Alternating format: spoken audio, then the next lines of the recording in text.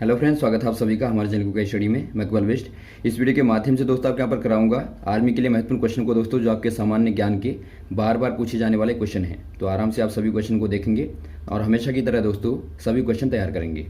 तो आइए शुरू करते हैं। और शुरू करने के पहले थोड़ी सी एक दरख्वास्त भी करना चाहेंगे दोस्तों, यदि आपने हमारे चैनल को सब्सक्राइब नहीं किया अभी तक तो प्लीज़ हमारे चैनल को सब्सक्राइब कीजिए और बेल आइकन को प्रेस करना ना भूलिएगा, ताकि हमारे वीडियोज़ के नोटिफिकेशन आपको प्रथम प्राप्त हो सकें। तो आइए शुरू करते हैं। क्वेश्चनों को आप देखें और सभी क्वेश्चनों को आप नोट करते रहेंगे। देखिए दोस्तों, पहला क्वेश्चन क्या दिखता है आपको, किसके शासनकाल में सल्तनत का सर्वाधिक विकास हुआ। आपको बताना है दोस्तों, किसके शासनकाल में दिल्ली सल्तनत का दोस्तों सर्वाधिक विकास हुआ था। या अलाउद्दीन खिलजी के काल में, या मोहम्मद तुगलक के काल में, या इब्राहिम लोदी के काल में, या ए और बी दोनों। ये दोस्तों आपके यहाँ पर हो जाएगा ए और बी दोनों। ऑप्शन नंबर आपका डी वाला सही हो जाएगा। अलाउद्दीन खिलजी और मोहम्मद तुगलक के काल में दोस्तों सर्वाधिक विकास हुआ था सल्तनत का। अगला क्वेश्चन यहाँ पर देखिए दोस्तों, इब्न बतूता किस देश से भारत आया था। इब्न बतूता के बारे में थोड़ा सा आपको जानकारी होनी चाहिए दोस्तों। पहले ये दोस्तों एक प्रकार का अरब का यात्री था, अरब यात्री था।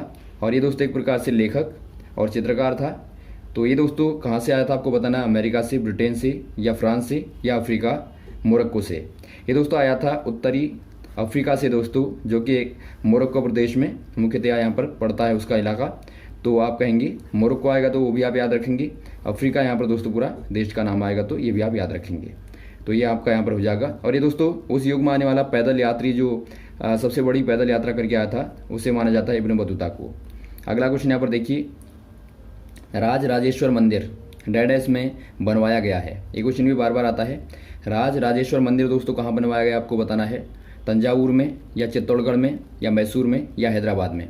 ये दोस्तों तंजावुर में बनवाया गया है। ऑप्शन नंबर ए वाला सही हो जाएगा, तंजावुर में। अगला क्वेश्चन यहाँ पर देखिए दोस्तों, विजयनगर साम्राज्य की राजधानी कहाँ है। विजयनगर साम्राज्य दोस्तों बहुत ही प्रसिद्ध साम्राज्य के रूप में जाना जाता है। तो इसकी राजधानी बहुत बार आती है, आपको बताना है दौलताबाद होगा, या उज्जैन होगा, या हम्पी होगा, या फिर दिल्ली होगा। ये दोस्तों हम्पी हो जाएगा। ऑप्शन नंबर आपका सी वाला सही हो जाएगा दोस्तों, हम्पी। अगला क्वेश्चन यहाँ पर देखिए दोस्तों, अमन की बहाली के लिए शिमला संधि पर हस्ताक्षर या फिर आप कहें दस्तखत कब हुए। दोस्तों यहाँ पर देखिए, जब 1971 के दौरान दोस्तों लगभग पाकिस्तान में आंतरिक हलचलें ज़्यादा थीं, अर्थात राजनीतिक तौर पे दोस्तों वहाँ पर ज़्यादा हलचलें थी। तो उस समय दोस्तों लगभग भारत में बहुत सारे वहाँ के शरणार्थी आए थे, लगभग आपके 80 लाख लगभग दोस्तों भारत में आए थे। और बाद में दोस्तों इन लोगों ने बाद में क्या किया था, आक्रमण किया था। तो जवाबी कार्रवाई में दोस्तों 1971-72 के दौरान जवाबी कार्रवाई में भारत ने इन पर हमला किया था। और दोस्तों यहाँ पर इनको देखिए 90,000 लगभग सैनिकों को, पाकिस्तानी सैनिकों को समर्पण करना पड़ा था दोस्तों। तो जवाब में दोस्तों भारत ने छोड़ दिया था और बांग्लादेश को दोस्तों एक प्रकार से आज़ाद किया था। अब यहाँ पर देखिए दोस्तों, इसके बाद में जो आपकी हलचलें थी उनको शांत करने के लिए एक समझौता लिया गया था, जिसे आप कहते हैं शिमला समझौता। अब यहाँ पर देखिए इसमें दोस्तों कब हस्ताक्षर हुआ आपको पूछा गया है। ये आपका 3 जुलाई 1972 में, या 5 मार्च 1971 में, या 6 अगस्त 1961 में, या कोई नहीं। ये दोस्तों आपका 3 जुलाई 1972 में हुआ था दोस्तों। और ये आपका हुआ था इंदिरा गांधी और पाकिस्तानी जनरल अयूब खान के बीच में। तो ये भी क्वेश्चन कभी आता है, अयूब खान के बीच में और इंदिरा गांधी के बीच में हुआ था। अगला क्वेश्चन यहाँ पर देखिए दोस्तों, भारतीय प्रधानमंत्री लाल बहादुर शास्त्री और पाकिस्तानी जनरल अयूब खान के मध्य कौन सा वाला समझौता हुआ था।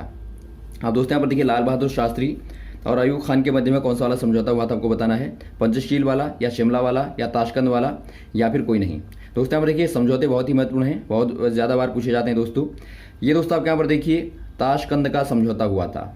अब ये भी दोस्तों एक प्रकार का देखिए पाकिस्तान द्वारा 1965 में दोस्तों जो गुजरात है, गुजरात के कच्छ वाले इलाके में आक्रमण किया गया था, सैन्य आक्रमण हुआ था। तो जवाबी कार्रवाई में दोस्तों भारत ने इनको जवाब दिया था। लेकिन बीच में दोस्तों यूएनओ ने, जो आपका संयुक्त राष्ट्र संघ है दोस्तों, जो कि शांति के लिए कार्य करता है विश्व के, तो उसने दोस्तों हस्तक्षेप किया था, तो उसने रोका था। और इन्होंने दोस्तों एक समझौते के लिए यहाँ पर कहा था, जो कि दोस्तों ताशकंद समझौता था। तो ये दोस्तों विदेश में जाके लाल बहादुर शास्त्री ने पाकिस्तानी जनरल अयूब खान के मध्य में किया था। और उसी के बाद दोस्तों लाल बहादुर शास्त्री की मृत्यु भी हुई थी। तो क्वेश्चन कभी ये भी आता है कि बताइए कौन से वाले प्रधानमंत्री हैं जिनकी मृत्यु विदेश में हुई थी। तो ये दोस्तों लाल बहादुर शास्त्री हो जाएंगे, तभी दोस्तों इनकी अगले ही रात में मृत्यु हुई थी। अगला क्वेश्चन यहाँ पर देखिए दोस्तों, सिंधु नदी जल संधि पर कब हस्ताक्षर हुआ। एक महत्वपूर्ण यहाँ पर समझौता आता है दोस्तों आपका सिंधु नदी का जल का समझौता। ये दोस्तों आपका 1955 में, या 1960 में, या 1965 में, या फिर 1969 में। ये दोस्तों यहाँ पर हुआ था 1960 में दोस्तों। पंडित जवाहरलाल नेहरू और दोस्तों अयूब खान के बीच में। तो ये भी आपको पता होना चाहिए। अगला क्वेश्चन यहाँ पर देखिए दोस्तों, भारत में प्रथम जनगणना कब हुई थी? ये क्वेश्चन बार बार आता है दोस्तों। देखिए क्वेश्चन को आपको ध्यानपूर्वक पढ़ना। आपको पूछा गया है कि भारत में प्रथम जनगणना कब हुई थी? ये आपका 1872 में, या 1875 में, या 1882 में, या 1885 में। ये दोस्तों प्रथम बार हुई थी आपकी 1872 में। ऑप्शन नंबर आपका ए वाला सही हो जाएगा। लेकिन दोस्तों यदि आपका पूछा जाए कि संपूर्ण तौर पर कब हुई थी, ये दोस्तों आपकी अधूरी तौर पर या फिर आप कहें आंशिक तौर पर दोस्तों हुई थी 1872 में। लेकिन दोस्तों संपूर्ण रूप से 1882 से शुरू हुई थी। तो ये आप याद रखेंगे 1882 से। उसके बाद दोस्तों हर प्रति 10 वर्ष के बाद में दोस्तों ये दोबारा से होती है। तो पिछली बार दोस्तों आपको पता होगा कब हुई थी, 2011 में हुई थी। अब दोस्तों आपकी होगी 2021 में दोस्तों। अगला क्वेश्चन यहाँ पर देखिए दोस्तों, आर्थिक दृष्टि से भारत की जनसंख्या को कितने वर्गों में बांटा गया है? दोस्तों यहाँ पर देखिए आर्थिक दृष्टि से आपको बताना है इकोनॉमिकली भारत की पॉपुलेशन को कितने वर्गों में बांटा गया है। ये दोस्तों 2, 3, 4 या फिर कोई नहीं, ये 3 वर्गों में बांटा गया है, जिनमें दोस्तों आपके आते हैं, एक पहले आते हैं श्रमिक मतलब दोस्तों जो आपके कार्य करने वाले होते हैं। एक आपके आते हैं सीमांत श्रमिक, सीमांत मतलब बीच वाले होगी। और एक आपके आते हैं दोस्तों अश्रमिक, जो श्रम एक प्रकार से नहीं करते वो आपके अश्रमिक में आ जाएंगे। तो 3 प्रकार से बांटा गया है। अगला क्वेश्चन यहाँ पर देखिए दोस्तों, खाद्यान्नों के उत्पादन में विश्व में भारत का स्थान कौन सा है? खाद्यान्न मतलब दोस्तों जो आपके खाद्य वाले पदार्थ हैं, उनके उत्पादन में, उनके प्रोडक्शन में दोस्तों भारत का विश्व में कौन सा वाला स्थान है आपको बताना है। प्रथम स्थान होगा, द्वितीय स्थान होगा, या तृतीय होगा, या फिर चतुर्थ होगा? ये दोस्तों आपका हो जाएगा तृतीय दोस्तों। ऑप्शन नंबर आपका सी वाला 3rd हो जाएगा। और यहाँ पर देखिए जो आपका प्रथम है दोस्तों वो आपका चाइना, और दूसरा दोस्तों यूएसए आपका आता है। तो आप याद रखेंगे दोनों को। अगला क्वेश्चन यहाँ पर देखिए दोस्तों, किन फसलों के उत्पादन में भारत यहाँ पर अग्रणी है, अर्थात दोस्तों प्रथम स्थान रखता है? ये दोस्तों दाल और चाय में, या गेहूं और चावल में, या जूट और गेहूं में, या फिर कोई नहीं? ये दोस्तों दाल और चाय में अग्रणी स्थान रखता है दोस्तों। तो ऑप्शन नंबर ए वाला सही हो जाएगा। और अभ्रक में भी दोस्तों प्रथम स्थान है, कभी क्वेश्चन अभ्रक का भी आता है। अगला क्वेश्चन यहाँ पर देखिए दोस्तों, भारत में आकाशवाणी की स्थापना कब हुई? आपको पता होगा दोस्तों आकाशवाणी जो कि हमारा संचार के माध्यम में एक महत्वपूर्ण यहाँ पर भूमिका निभाता है। तो आकाशवाणी की स्थापना कब हुई थी दोस्तों आपको बताना है भारत में। ये आपके 1957 में, या 1936 में, या 1960 में, या 1980 में? ये दोस्तों यहाँ पर हुई थी 1957 में दोस्तों। ऑप्शन नंबर आपका ए वाला सही हो जाएगा। 1957 में हुई थी।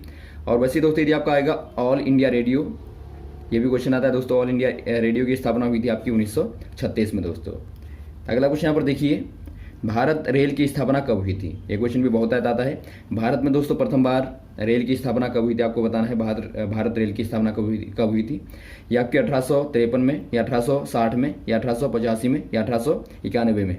ये दोस्तों आपके यहाँ पर हुई थी 1853 में दोस्तों, अर्थात 1853 में। ऑप्शन नंबर आपका ए वाला सही हो जाएगा। और आपको पता होना चाहिए दोस्तों, प्रथम बार जो ट्रेन चली थी, बार बार क्वेश्चन आता है, वो आपकी मुंबई से लेके दोस्तों थाड़े तक चली थी। और इसमें दोस्तों 34 किलोमीटर का रेल मार्ग बनाया गया था सर्वप्रथम। तो ये आप याद रखेंगे सभी क्वेश्चनों को। अगला क्वेश्चन यहाँ पर देखिए दोस्तों, भारत ने राष्ट्रीय राजमार्गों के विकास, रखरखाव तथा प्रचालन के लिए जिम्मेदारी किसे सौंपी है? दोस्तों यहाँ पर देखिए, भारत ने राष्ट्रीय जो आपके राजमार्ग हैं उनके विकास में, या रखरखाव में तथा प्रचालन में दोस्तों ये रिस्पॉन्सिबिलिटी किसको दी गई है आपको बताना है। NHAI को, या फिर AI को, या IA को, या फिर कोई नहीं? ये दोस्तों यहाँ पर देखिए NHAI को दी है दोस्तों, अर्थात national highway authority of India. तो ये आप याद भी रखेंगे दोस्तों। यदि आपका हिंदी में आएगा तो आप कहेंगे भारतीय राष्ट्रीय राजमार्ग प्राधिकरण, और इंग्लिश में आएगा तो आपको बता दिया हमने national highway authority of India. तो ये दोस्तों यहाँ पर पूरा यहाँ पर इनका ध्यान देती है। ये एक्ट दोस्तों आपका बना था 1988 में दोस्तों। और वैसे ही दोस्तों एयर इंडिया और इंडिया एयरलाइंस दोस्तों क्या देखती है? वायु यात्रा को देखती है। अगला क्वेश्चन यहाँ पर देखिए दोस्तों, आयात व निर्यात के संतुलन को क्या कहते हैं? आयात और निर्यात का मतलब आपको पता होगा दोस्तों, जब मान लीजिए हमने अंतर्राष्ट्रीय व्यापार की बात यदि हम करें दोस्तों, तो मान लीजिए एक देश ने दूसरे देश से कोई चीज़ दोस्तों मांगी है, ली है, तो उसे आप क्या कहेंगे? आयात कहेंगे। और मान लीजिए आपने बेची है तो आप कहेंगे निर्यात। तो यही दोस्तों आपका दोनों क्या कहलाते हैं? व्यापार कहलाते हैं। अब यहाँ पर देखिए आपका दोनों में संतुलन यदि है तो आप उससे क्या कहेंगे? व्यापार लाभ कहेंगे, व्यापार हानि कहेंगे, या व्यापार संतुलन कहेंगे, या व्यापार नीति कहेंगे? इसे दोस्तों आप बोलते हैं व्यापार संतुलन दोस्तों। ऑप्शन नंबर आपका सी वाला सही हो जाएगा, व्यापार संतुलन। अगला क्वेश्चन यहाँ पर देखिए दोस्तों, भारत में प्रतिरक्षा, विदेशी, बैंकिंग, संचार और मुद्रा किसके अधिकार में क्षेत्र में आते हैं? ये दोस्तों यहाँ पर देखिए आपका प्रतिरक्षा हो गया, विदेशी हो गया, बैंकिंग हो गया, संचार हो गया और मुद्रा हो गया।